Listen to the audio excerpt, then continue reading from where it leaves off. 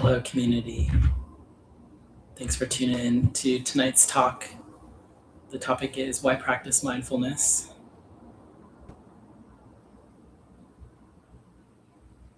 I heard that you become what you practice, and so whatever you do first thing in the morning is what you're worshiping or what you're cultivating.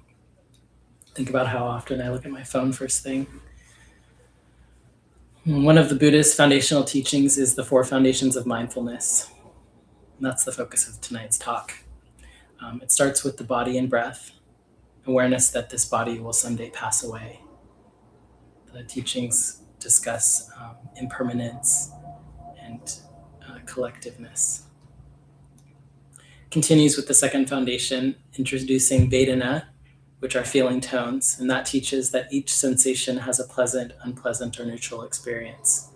The third foundation teaches on mindfulness of the mind, or chitta, observing that thoughts, emotions, it observes thoughts and emotions. For example, like whether there's concentration or distraction, whether there's greed, hatred, or delusion, whether there's tranquility or peace in the mind. The first three foundations that I just discussed focus on a direct experience of the world through our body, feeling, and mind, whereas the fourth foundation of mindfulness includes observing the truth of the teachings, otherwise known as capital D Dhamma, through phenomena, lower D Dhamma, such as what we encounter in our days and during meditation. The reason for this and why the Buddha grounded the four establishments in the body is because the body is the source of all information that we ever receive. The body is the way that we experience the world, and there's no other way for the body-mind to be. So no matter where I go, no matter what I do, the body is my constant witness. Regardless of the ways that I think about myself, how I treat my body, this body remains a generous host for the senses. And without mindfulness, the senses pull me around from one pleasure to the next, hopefully, if I'm lucky. And if not, the senses pull me into depths of unpleasant sensation, including pain. So I want to practice observation. You can take this question with you. Is there a moment when you can be both aware that there is thinking in addition to just thinking, being in the thoughts? So I'll say that again. Is there time when you are just thinking and unaware that thinking's happening? Or can you also be aware while you're thinking that thinking's happening? So we'll practice together with your eyes open. Or if vision isn't accessible to you, you can use your fingertips. So with your eyes open, using your vision, looking around, or your fingertips touching the other palm of your hand or your thigh, looking around, allowing objects to enter your field of vision. Can you sense that there's both seeing or touching with your fingertips, as well as awareness that seeing and feeling are happening? What's it like? The touch of fabric on the fingertips, or what's it like seeing with the eyes objects? Is there a difference between perception of feeling and knowing that you're feeling? Is there a difference between seeing and knowing you're seeing? Now, with your eyes closed, hands resting, the sound of my voice. Notice, are the ears hearing sound? What's it like? I'll ring the bell next. And observe how the sound reaches the ear at first contact with the ears.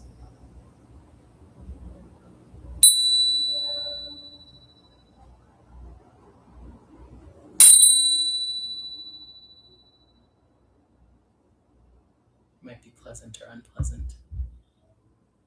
Noticing the contact of the sound at the ears and then the sound passing away. Is there awareness in the mind that hearing is happening?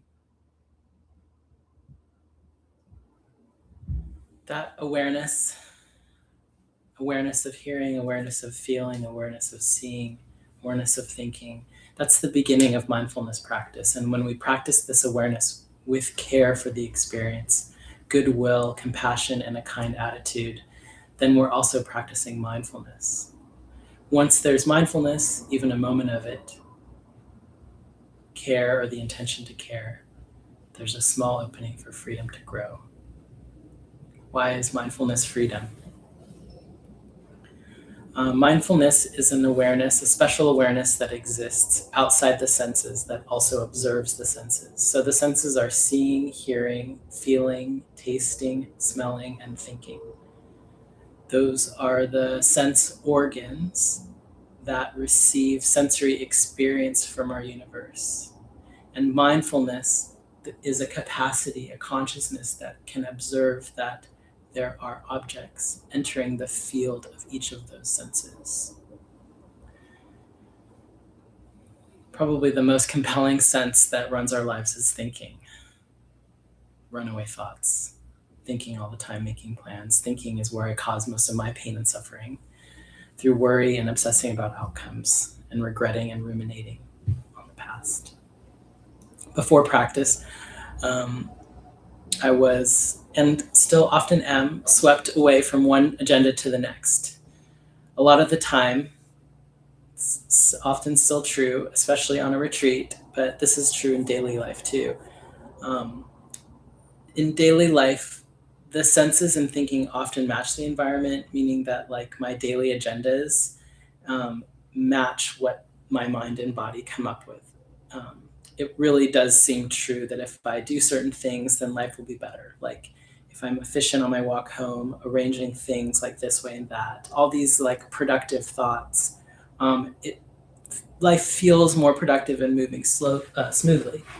But that it moves smoothly or efficiently is really conditional, dependent on my body working, on other people acting the way I want them to, and certain things being available. So it's like I have all these thoughts, and they seemingly match my outside experience.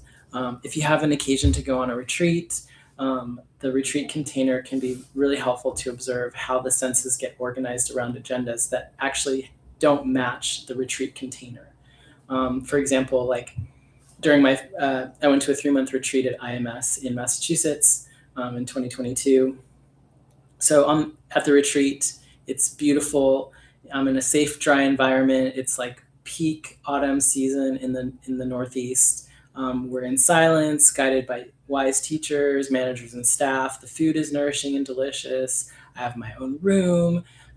Occasionally, another student would leave hot chocolate or another treat to share. So it's sort of like good, safe, stable container. No violence, no lack. And by the 3rd week, I was like overcome internally by people and events that were far away in the past or far in the future that would never come to be. I would spend most of my day imagining scripts, conversations that would just keep going and going. And then I'd go to bed with those same conversations in mind, begging for them to stop. And upon waking, I would be like, oh, thank God I'm not thinking about that again. And then while I was brushing my teeth, a few moments later, my mind would sort of wake up and then it would just grab those thoughts and start churning out new agendas, new conversations, new edits to what had happened in the past, how I could kind of like move things in my direction. So this led to even a physical condition, pain in my throat and digestion. I was like stressed out physically. Meanwhile, because there was some mindfulness present in me, I could see that these phenomena they were only in my mind, because I hadn't spoken to anyone from my family or childhood. I was in silence, and I was in this relatively beautiful, safe place. Everything the mind was using to create these thoughts was far, far away from the present moment. So there was these thoughts and agendas that didn't actually match my current conditions. So this sort of like dystopic experience where the surrounding environment are peaceful and easy, and I'm borrowing from the past and the imagination to cause harm to myself. And I, on this retreat, had a chance to see that suffering that's caused by wishing for things to be different than they actually are. So it's beneficial. It's been beneficial in my experience to see the emotions and objects of my mind, and being in that retreat container away from my usual distractions put a spotlight on those objects of the mind.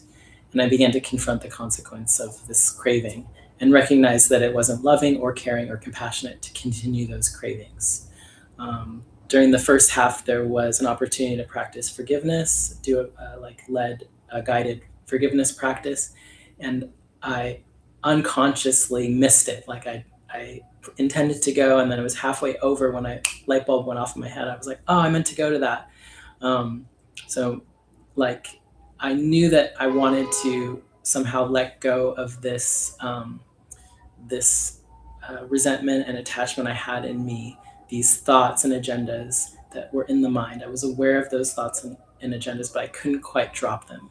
And so the second half, there was a forgiveness practice offered, and I made it to that. And by that time, it's a 3-month retreat. So by that time, I'd been weeks and weeks in this state. And so where I started with forgiveness was forgiveness of self for the ways that this had impacted me and was continuing to impact me and cause suffering and pain.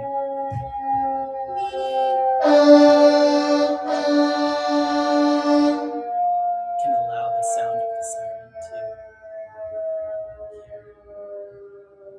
You can notice pleasant, unpleasant feeling tones.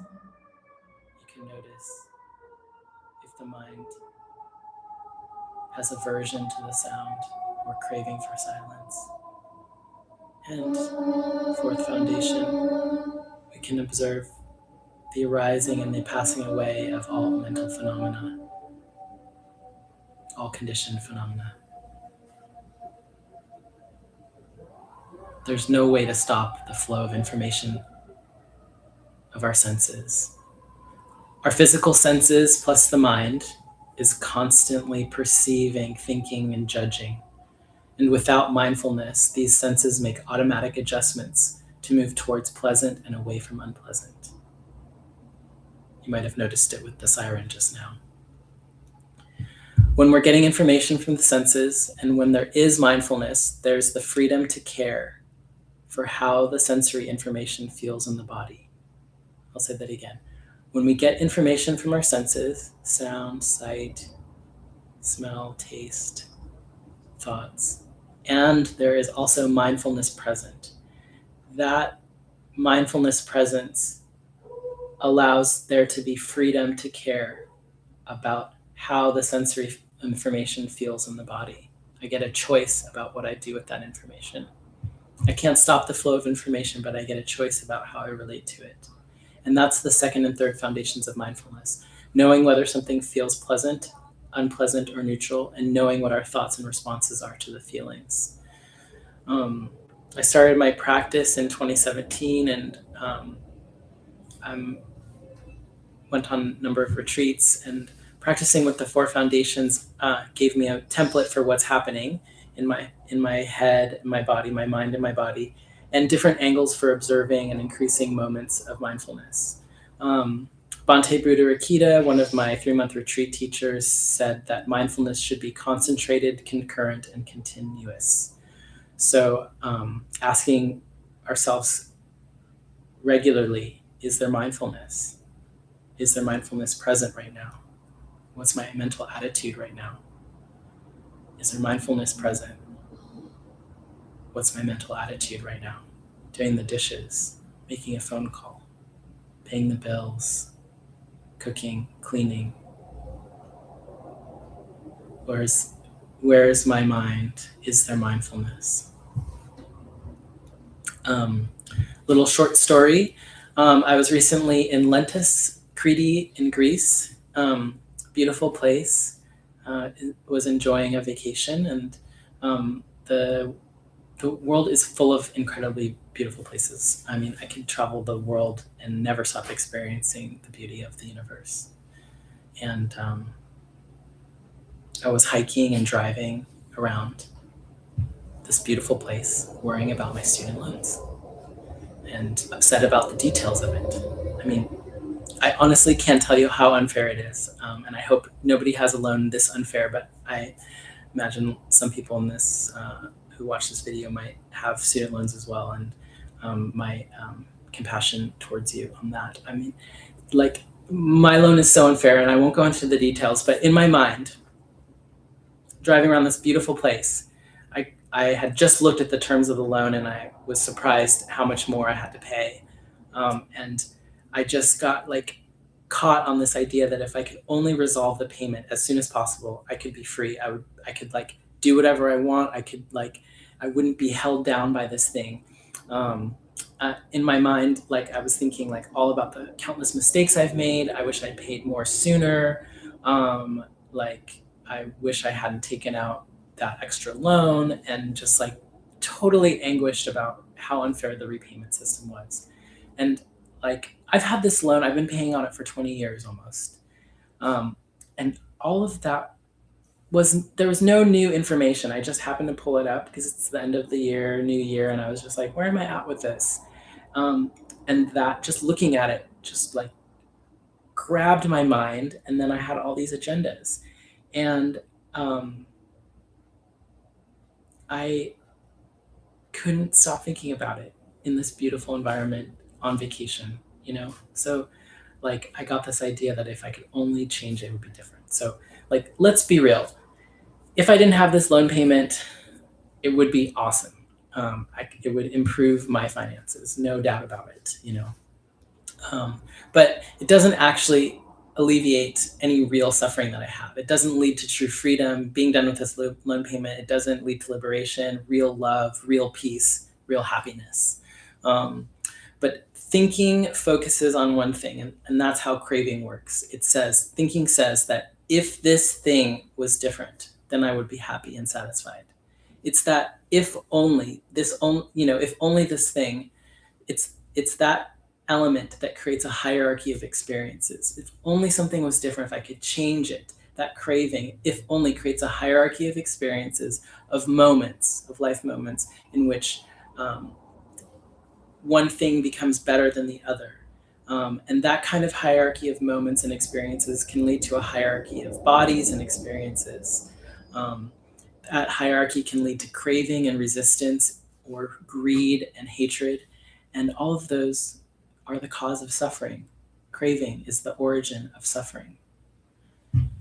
And the thing is, it's never totally true. Like, yeah, in a conditional way, as long as the conditions are right, then there can be happiness or satisfaction. But the conditions always change. So like, yeah, if the condition of my loan changed and I could pay it off really easily or quickly, or someone paid it for me, that condition would be changed and I would be happy. And then the conditions of my life would change in another way. And then another desire would come forward. And then I would say, oh, if only I could have that, now I would be happy. So there is like, conditional happiness. We can have happiness in life, but when we're talking about like awakening, we're talking about liberation from craving and suffering.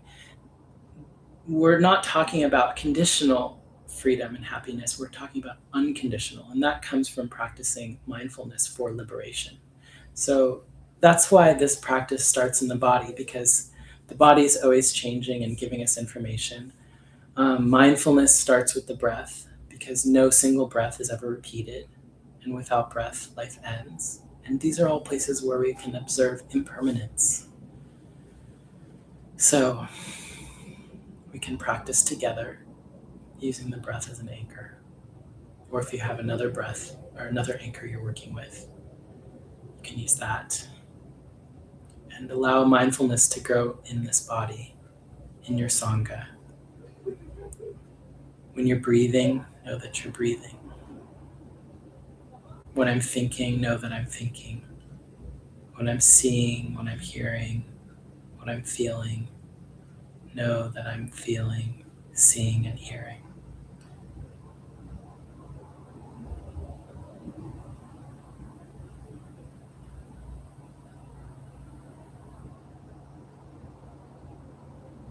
Observing the breath rising and falling.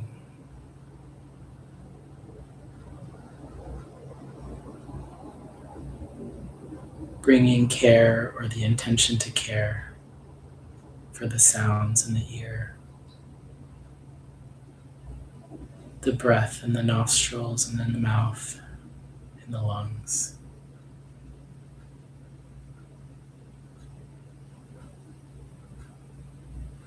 Feeling and perceiving are happening. Can I know that they're happening?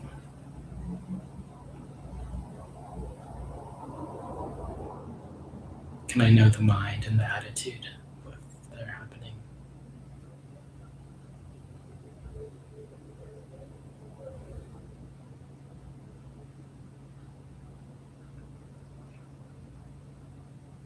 Is mindfulness present? Is caring and goodwill present in the mind? As this unstoppable flow of sensation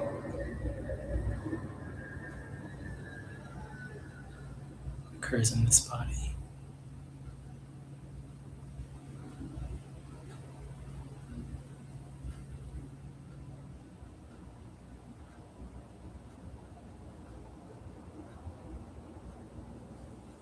Thank you for your practice. Thank you for joining me.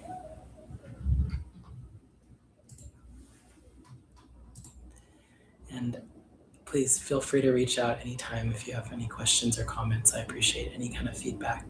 And I'm continuing my learning journey. I'm in training at Spirit Rock in the Community Dharma Leadership Training, 2-year training. And I appreciate your listening and engagement. Please follow and share with your friends.